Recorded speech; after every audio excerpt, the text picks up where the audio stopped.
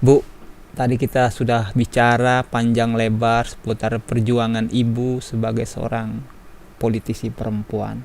Nah, saya mau tanya, oke lah, di satu sisi ada politisi perempuan yang boleh dikatakan sudah terlibat politik praktis. Kita sebut saya misalnya ada yang sudah jadi wali kota, ada yang sudah jadi anggota dewan, tapi masih banyak kader perempuan atau politisi perempuan yang belum berani untuk terlibat politik praktis seperti yang pada sesi pertama tadi Ibu katakan bahwa memang soal mentalnya. Bagaimana menurut Ibu? Ya, jadi karena kami dari Kaukus Perempuan ini, ya, kami selalu berbicara tentang perempuan. Bagaimana kita ke depan sehingga perempuan ini punya ruang untuk menjadi maju di legislatif maupun di pilkada gitu. Harapan kita seperti itu. Tapi kalau saya melihat dengan kuota 30% itu kami berharap jangan hanya pelengkap. Sesuai dengan undang-undang kuota 30% apa melengkapi aja untuk melengkapi aja. Nah, sehingga kami punya program dari Kaukus Perempuan itu kita akan kunjungi seluruh partai bagaimana keterlibatan perempuan itu di parpol. Nah, kami tidak mau hanya pelengkap. Kalau memang berani partainya, jangan nomor 3 aja dong. Bikin nomor 1. Jadi enggak, mereka itu dengan diberikan dengan nomor urut 1 itu, mereka kan mau tidak mau otomatis ada semangatnya. Untuk berjuang itu ada semangatnya. Nah, hampir 60% parpol kami sudah jumpai. Nah, dan memang selalu kami pesan tolong perempuan itu jangan nomor urut 3. Nah, dari Partai Demokrat nomor urut 1 itu ada 3 orang. Untuk Kepri. Nah, itu masih di save. Tapi karena kalau saya buka nanti ribut lagi di lapangan. Nah, ada nomor 3 orang karena Pak Aneng sendiri saya tanya, bagaimana dengan perempuan? Nomor berapa kamu buat? Nah, ada 3 orang, Bu. Untuk perempuan tapi di save. Oke. Nah, keterwakilan juga DPRD di provinsi saya rasa udah lebih daripada 30%. Ada 5 orang kalau nggak salah. Nah, di kota sangat minim. Nah, di tahun 2009 kalau tidak salah kami perempuan itu ada 10 dari 45 ya Bu ya? Dari 50 ya. Nah, masih kurang sih sebenarnya. Tapi dibandingkan sekarang cuman berapa orang? Dari Golkar, PKS sama Hanura cuman 3. Nah, sangat minim sekali. Dan kami biasanya ya yang paling banyak perempuan itu ada di Bangkong sama Batu Ampar. Nah, tahun ini juga tetap 2, dari 2009 2, 2014 2, 2019 2 orang. Jadi di sini kita melihat Samis dari yang Dapil 2 ini Kecamatan Bengkong Batu Ampar kita dorong perempuan itu. Kami tidak mau sikut menyikut walaupun partai silahkan ribut, tapi perempuan kami tidak mau. Kami saling mensupport. Bagaimana kami biar tetap perempuan ini biar masuk. Nah, saya saat itu dengan Dr. Ida dari P3. Nah, sekarang dari PKS Bu Siti Nurlaila. Nah, Bu Siti Nurlaila ini dulu 2009 juga masuk. Nah, masuk 2009. Nah, 2 periode lah dengan sekarang ini. Nah, Kaukus Perempuan ini pergi bersilaturahmi ke seluruh parpol, baik dari PDIP, Demokrat, PKS, Gerindra, ada udah beberapa partai yang sudah kita jalani. Kami hanya menitip pesan, jangan hanya sesuai undang-undang. Kami tidak butuh sesuai dengan undang-undang, tapi kami mau perempuan ini dorong. Jangan juga udah ditaruh di nomor urut situ ditinggalin, silahkan jalan sendiri. Karena mereka itu masih butuh bantuan, masih butuh saran, masih butuh masukan, apalagi dia pemula. Nah, kalau dia pemula kan otomatis mesti ada yang bimbing. Nah, jadi perempuan yang membantu perempuan saja. Kayak kami di sini komunikasi perempuan Bu Mesra gimana ya gini. Saya tetap berbagi ilmu. Karena kenapa? Karena dia juga punya hak gitu. Nah, itu yang sudah kami lakukan di Kaukus Perempuan. Terakhir kemarin Demokrat itu ketemu, ya udah. Ada 3. Nah, di kota ini belum saya dapat gambaran apakah ada nomor perempuan yang satu. Saya rasa pasti ada. Pasti ada. Bu, kalau Kaukus perempuan politik di Kepri itu itu dibentuk sejak tahun berapa itu, Bu? Itu dibentuk itu dari tahun 2004. 2004. Itu dibentuk ya.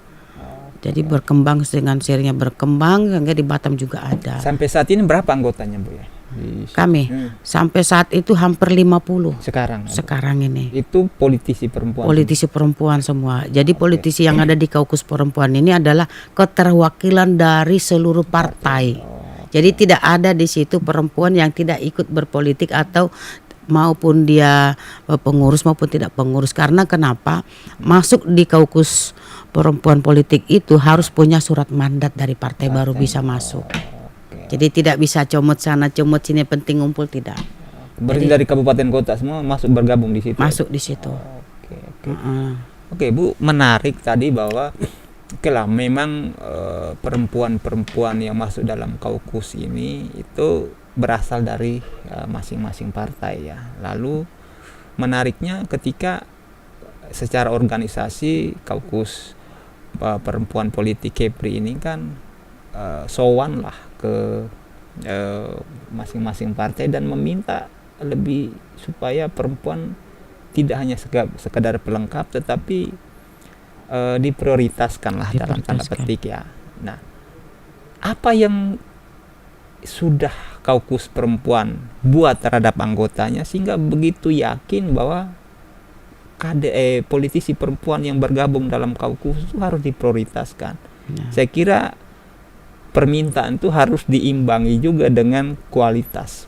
Ya, apa yang sudah dilakukan kaukus untuk meningkatkan kualitas politisi perempuan hingga akhirnya berani untuk katakan ke setiap partai bahwa kami tidak mau jadi pelengkap, kami harus diprioritaskan juga gitu. Ya. Jadi kami itu sudah beberapa kali mengadakan workshop. Udah beberapa kali mengadakan workshop, terus sudah melakukan public speaking juga udah beberapa kali dengan beberapa pembicara dari DPP, dari kementerian, dari mana-mana kita lakukan. Paling tidak pendidikan politik itu kita sudah melaksanakan. Seperti apa? Jadi anggarannya dari mana gitu. Ini kan kami bisa jalan sendiri, bisa tetean ya. Kebetulan pada saat itu Bu Suryani dengan Bu Ririn sebagai bendahara umum di situ, Bu Suryani sebagai ketua. Pada saat beliau di dewan di provinsi, mereka meminta ke Dinas Pemberdayaan Perempuan punya kegiatan, tolong dong KPPI dibantu gitu. Jadi pemberdayaan perempuan mengadakan sosialisasi, mengadakan kegiatan, kaukus perempuan itu dilibatkan. Nah itu termasuk dengan mendatangkan sebuah pembicara maupun pengarahan dengan kaukus perempuan itu kita sudah melaksanakan. Udah difasilitasi sama Dinas Pemberdayaan Perempuan dari provinsi gitu.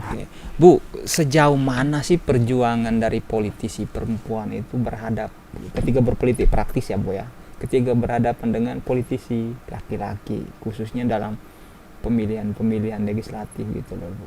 Apa Ibu punya pengalaman ketika misalnya ya ada yang ya sebagai ya kita memang idealnya itu bahwa kesetaraan gender sih ya, tetapi praktik di lapangan itu kita nggak bisa tutup mata bahwa kadang perempuan lebih mudah dikibuli gitu loh Bu. Iya. Gimana? Apa ada pengalaman atau enggak terkait itu Bu? Kalau saya dengan kalau laki-laki ya saya bilang, karena laki-laki ini juga kan tidak gampang juga masuk untuk perempuan.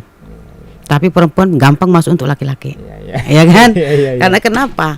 Kalau seandainya seorang laki-laki berbicara di kedai atau di kedai kopi dengan perempuan-perempuan, mungkin dia mentalnya pasti down. Tapi kalau perempuan berbicara, kalau sudah dia juga punya pengalaman, punya ada hal yang mau disampaikan, mau laki-laki semua dia nggak bakalan gentar. Kalau seperti saya gitu loh. Nah, kayak perwiritan juga, ada arisan, ada perwiritan, ada organisasi perempuan, kita gampang masuk. Nah, nggak mungkin dong laki-laki ada wirid tuh masuk laki-laki beda ya. Ada agak sungkan gitu. Nah, kalau saya tidak, lebih gampang malah saya. Nah, kalau ada laki-laki pun yang ego, saya selalu saya patahkan, saya bilang, jangan kamu terlalu meremehkan perempuan. Tanpa perempuan Anda tidak ada apa-apanya. Ya, yang pertama, kalau seandainya tidak ada perempuan, kalian pemilih pun nggak bisa ikut pemilihan, aku bilang. Contohnya dalam satu dapil itu perempuan semua jadi caleg bisa. Kalau laki-laki semua kan nggak bisa. Jadi disitulah ada kesetaraan gender ya di situ. Jadi saya langsung sampaikan perempuan gak usah, ngapain takut. Iya bapak itu bentak balik. Itu tadi lemahnya perempuan di mental. Ya mentalnya masih kurang, mungkin kurang apa namanya itu pembelajaran, kurang pengarahan, kurang dukungan itu.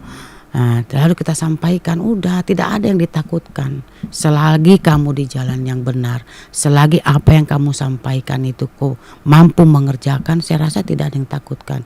Dan jangan sekali-sekali menjanjikan sesuatu hal dengan warga. Jangan sekali menjanjikan, biarkan saja, sampaikan saja apa yang saya lakukan nanti setelah saya jadi. Saya tidak bisa berjanji saat ini, tapi saya akan mengingat apa yang kalian buat dengan saya. Jadi semua hal-hal itu memang dilatih ya Ibu di Kaukus Perempuan. Ya dilatih kita. Dan didiskusikan. Didiskusikan, kita kerjasama. Kayak outbound, kita pernah outbound. Kita outbound juga. Jadi bagaimana kerjasama di dalam kelompok itu, walaupun sebenarnya kita tidak mencari hadiah, mencari, kita mau mencari sehingga kehati-hatian, terus bagaimana kerjasama dengan orang, bagaimana bisa kamu tampil menghadapi orang, jangan sampai demam panggung gitu loh. Itu dilatih semua. Bu, pertemuan Ibu mereka yang politisi perempuan itu secara rutin tiap berapa bulan? Sekali sebulan ya. Jadi kita mencari perkembangan. Bagaimana, siapa yang caleg, berapa orang di provinsi, berapa orang di kota. Karena KPPI kota juga ada. Jadi kita tanya, karena tidak semua yang di pengurus KPPI di provinsi itu belum tentu dia mencalekkan di provinsi. Ada juga yang di kota. Sehingga kami butuh data.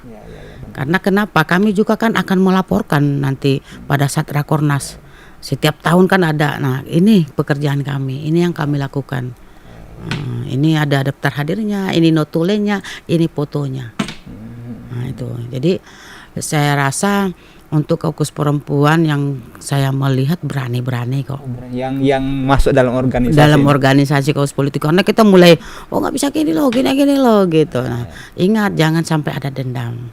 Nah, politik itu tidak ada musuh sejati, tidak ada kawan sejati. Tidak ada politik semua kepentingan. Tidak ada kawan sejati. Ya, tak ada musuh sejati, tidak ada juga teman sejati di situ.